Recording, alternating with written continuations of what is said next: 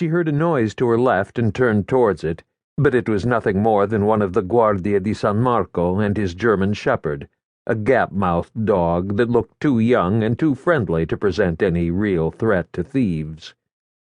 If the guard thought it strange to see a middle-aged woman standing still in the middle of Campo Manin at 3:15 in the morning, he gave no sign of it, and went about his business of wedging orange paper rectangles into the frames of doors and near the locks of the shops, proof that he had made his rounds and found their premises undisturbed.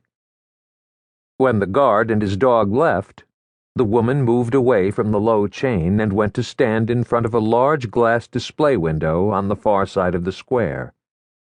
In the dim light from inside, she studied the posters, read the prices listed for the various special offers, saw that MasterCard, Visa, and American Express were all accepted.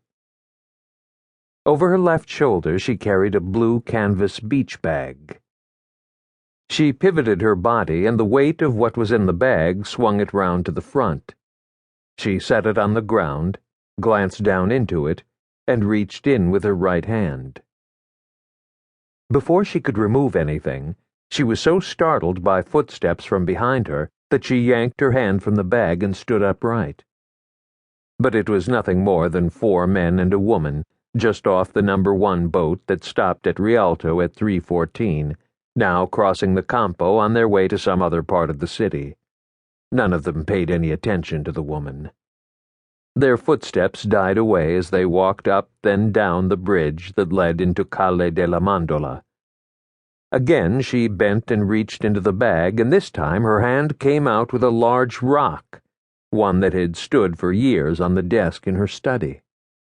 She'd brought it back from a vacation on a beach in Maine more than 10 years before.